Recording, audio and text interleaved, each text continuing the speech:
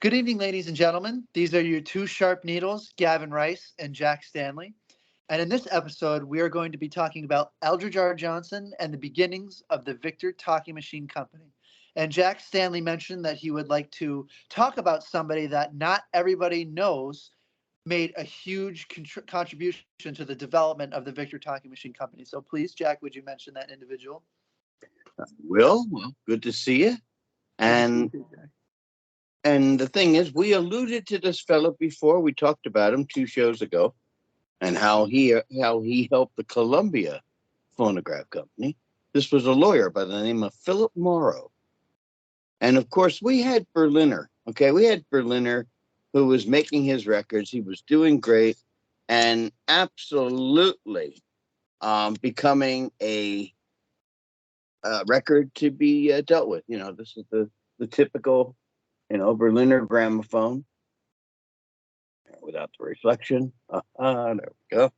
But the thing is that Morrow wanted to basically find a way to kind of put the brakes on the Berliner company. And so he bought a gramophone and put a needle, put it on the record, turned the record, and the record moved with the needle in the groove of the record. And there was this old patent by Bell and Tainter that dealt with the cylinder machine with a needle and a screw, which basically moved a floating reproducer. And that was a very important patent that they used on the cylinder machine. But he took that loose interpretation, brought it to court, and actually forced an injunction against Berliner using that flimsy interpretation. And it worked. And Berliner was forced out of business. Now, this had severe ramifications. First off, you had Zonophone. And Zonophone, of course, was run by Frank Seaman. And so he had free run of doing lots of things. And he created his company. His machines were somewhat like the Berliner gramophone. There were some improvements, but also he felt fine just taking some of the records from Berliner and just wiping off the titles and just a clear area here, and you just had the record. And that was basically the beginning of the Zonophone. The Universal Talking Machine Company. In fact, this is a very hard to see, I guess, but this is a universal. Good on my end. It looks good on my end. Okay, good. This is a Universal Talking Machine. This is like pretty much one of their rarest labels. It's 1899 to 1900. And so all of this is going on. Berliner is sitting there kind of digging his heels in. And also, got to remember, Berliner has a lot of stuff going on in Europe. But in the United States, the fellow who had been behind Berliner for several years was a fellow by the name of Eldridge Johnson. And Eldridge Johnson had made improvements on the gramophone, was manufacturing all the parts. He was basically the supply man for Berliner. And of course, the Berliner gramophone had become extremely popular through the actions of Frank Seaman. And by 1899, Seaman is just going to town selling stuff. And the thing is that Eldridge Johnson builds a factory, and 3 stories high, to manufacture gramophones and making the parts and experimenting. And then all of a sudden, out of the blue, everything stops. Now, he had just built the factory. He had just spent almost every cent he had in expanding everything. And suddenly, everything came to a grinding halt. He didn't know what the hell had happened. And so eventually he finds out. He discovers what's going on, what Columbia is doing, what Siemens doing, all of this chicanery going on. and the court cases going on against Berliner. And through all of this, Eldridge Johnson says, I don't have a choice here. I have to do something. And so he had been experimenting in starting around 1898 into 1899 with doing what he called wax recording, rather than the acid-etched discs that were done by Berliner, which were kind of harsh sounding. Johnson's work basically used, like a wax. Actually, they melted Edison cylinders, brown wax cylinders, to use for their masters. I mean, it was just basically taking the other stuff because they didn't have the mixture yet. And so he had been experimenting, and there was a fellow working with him. And we're going to talk about this other fellow shortly. But the thing is that Johnson eventually takes that process, does not apply for a patent, but comes out with his first records because he has to. And they're called the Consolidated Gramophone Record. And these are from Philadelphia. These are not Camden, and then of course it has information on the back. I don't know if that comes in very well, but basically what it says, these notes on the back sit there and tell you that you can't copy this. And also, if you take this record and it doesn't play well on the machine you have, it has nothing to do with the record because the record's perfect. Well, why not? Perfection has been reached. And so they advertise, they start to sell. It does not do very well initially. It's small potatoes. Frank Seaman and Columbia both come and attack Johnson to put him out of business. They take him to court, and a big battle ensues with Philip Morrow. And they do their best. But Johnson prevails and is the victor of the court case. And the only thing Johnson loses on is he can't use the word gramophone. Because gramophone is considered the right of a Berliner thing. And Berliner was basically forbidden from business in the United States because of stepping on the Bell-Tainter patent. And so he goes into business, very, very small. At the same time, Columbia says, we have not a single patent covering anything. And they create the Climax record. Okay, these are Climax records. And they have no patents at all. And then Johnson gives Columbia a hard time because he says, I've got the patents which I have just received. I'm working with Berliner a little bit here and there, but I have all these patents of my own.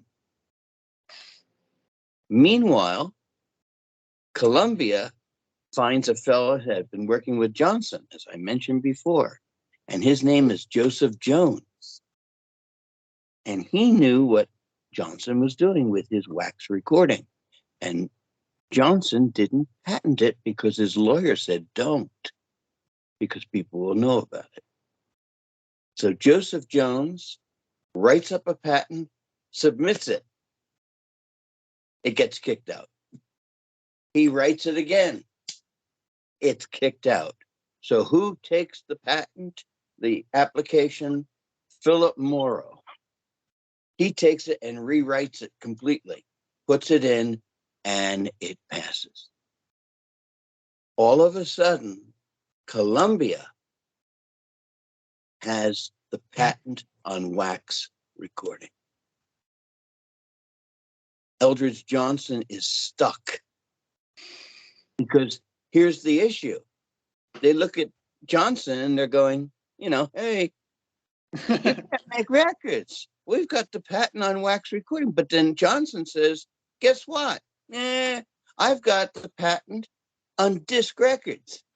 That's And great. so they sat there and start screaming, hollering at each other, and they finally realized they can't exist.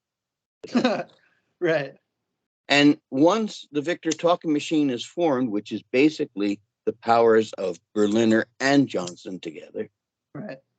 they pool patents, and then they both go on their separate way. But it's all because of the actions of Philip Morrow, who gets right into the fray, totally transforms the entire disc industry, because Johnson wasn't planning on going into business. It was great being in the background supplying Berliner. He had a great business going there. Right. And so that's how Victor gets its start. It's really quite an amazing thing.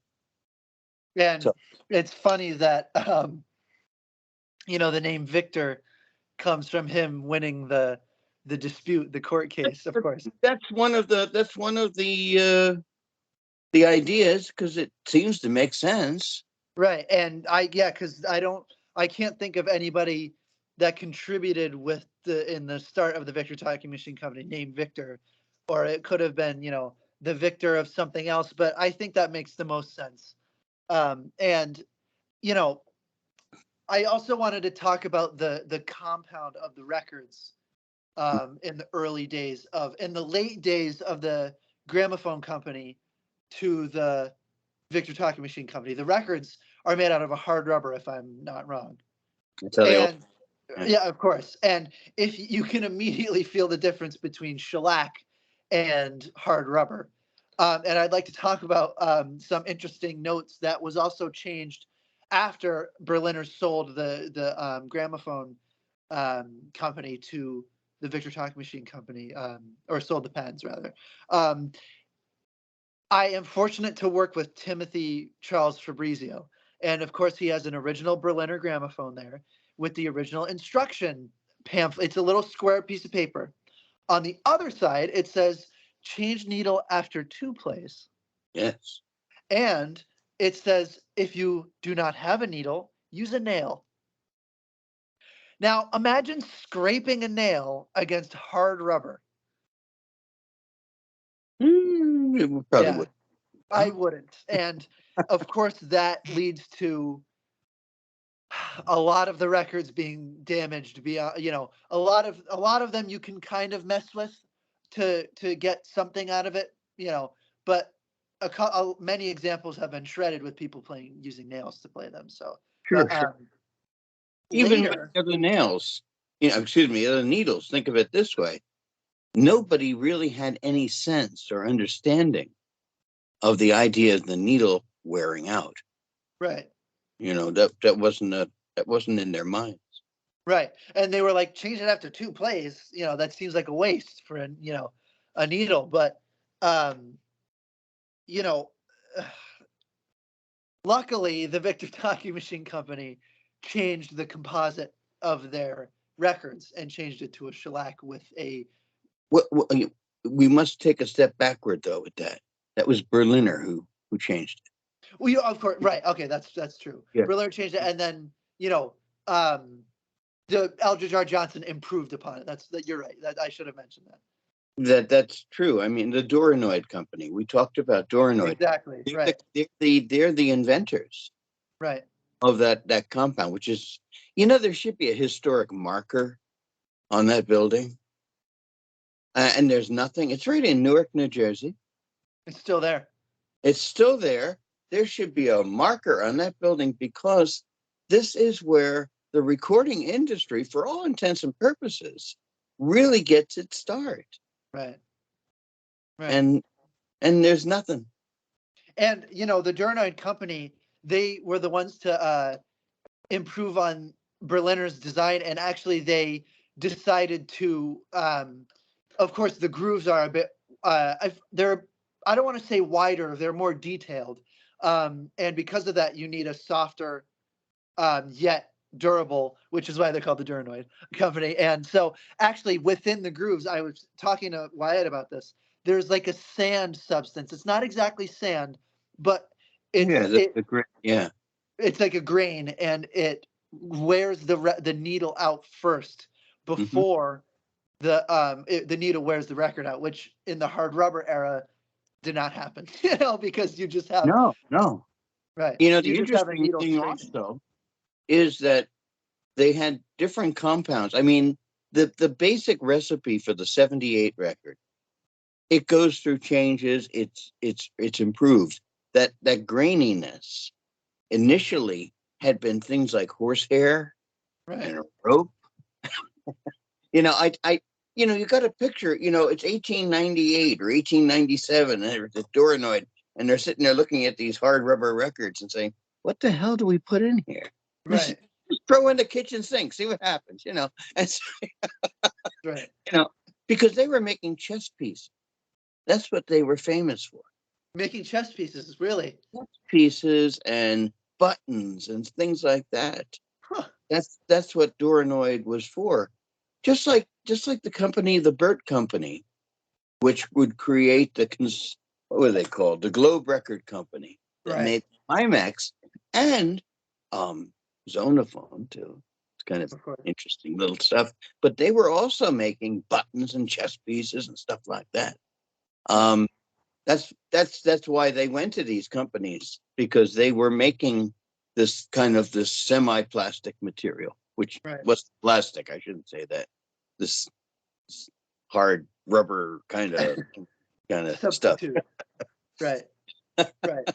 Really interesting. And of course, the Alger Jar Johnson, of him being now a owner of a company, he then started to hire people to decide what the music is that goes on the record. So, Jack, do you know any of the people that were first hired in the popular music or the classical music department there? I'm trying to think of his name. Don't you love it when you have someone's name in your head and you can't think of it right off I the know. top of your head? Yeah. But what he did, um, I know the guy died in 1942. I don't know. I know what year he died, but I can't think of his name. But I will put it this way: that Johnson, right from the beginning, he realizes that he is in competition with Zonophone. He's in competition with the illegal Columbia Climax records. And so he wants to do something slightly different. And he wants to start focusing eventually on classical. And the whole idea behind the classical was he knew it isn't going to sell. It's not going to sell very well at all. But if you have a world-class artist who's recording for you, then you really must have the best ragtime. You must have the best jazz. You must have the best symphony. All of that. It's basically, he comes up with the first real great marketing Right. for the phonograph, or as he would call it, the Victor disc. And they came out with a whole array of Regal machines. All of the machines that they introduced, like the Victor 1, Victor 2, Victor 3, they weren't called the Victor 1. They were called the Victor the First. Right. Very Victor the much First, Victor like, the Second. you Right. know, it's Victor the Sixth. Right. They were very regal. It snob appeal. He really creates this whole idea of snob appeal, and then surrounds himself with a series of really smart individuals who understand marketing, they understand the industry, and also Johnson realizes that advertising Right. is a very important thing. And so there's advertising, there's all kinds of things going on that nobody else had done in that way. I mean, Berliner advertised, Edison advertised, but not in such a massive fashion. Right. And it totally changes the industry. And all the other companies started to copy that. Oh Even yeah, Edison. Even yeah. Edison. So the You old know? saying goes, imitation is the greatest form of flattery, right? Right. Basically because he had the design that worked. And then he realized that he wanted to get involved with the gramophone and typewriter company. Right. And he sends one of his people over, and that gentleman that goes over, picks lots of music, and they set up a trade deal that they will trade the matrices, stampers from Victor for the matrices and stampers from G&T. Oh, right. And they set up a deal with the White Star Line, by the way, a ship That's called cool. the Oceanic, Right. the forerunner of the Olympic Titanic. It was Right. She was called Queen of the Seas, and she was one of the fastest ships. And it was also snob appeal. Once again, think All about this. snob appeal. Right. Of And course. all this, the fanciest ship on the Atlantic Ocean is used to ferry these stampers back and forth. And they go, and basically everything is done on the Oceanic until the Lusitania comes out. Right. And then the Lusitania is used Right. because it's faster and it's also prestigious. Of course. Yeah. It's sort of like if you look at another company and they say, well, if it has to be there right away, we send it on, at the Right. same kind of thing. It's basically saying fresh off the presses. Right. That quick it comes to you. So, I mean, it's an amazing creation of not only artistry, industry, but publicity, constant publicity. Millions of dollars are put into publicity in their money in those Yep. days. Very good. It's really Right. amazing. It is. And it changes the whole industry. Absolutely. And now we're just passing the 22-minute mark. And one thing I'd like to mention Sure. is that the reason why our videos are only about 20 to 25 minutes long is that, Jack, I wanted to let you know, YouTube, when videos are under 30 minutes, they start to get recommended to the public, Oh, like I see. on the recommended page.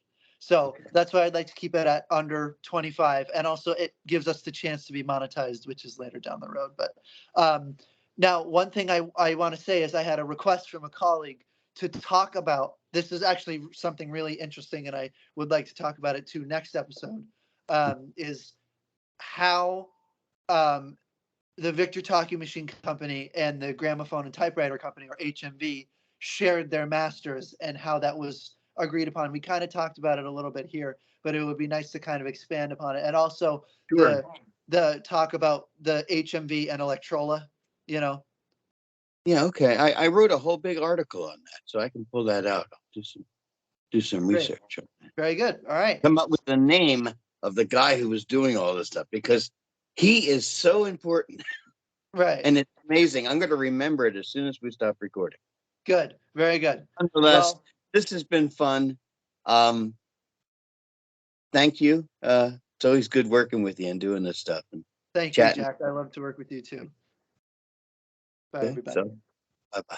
Bye-bye.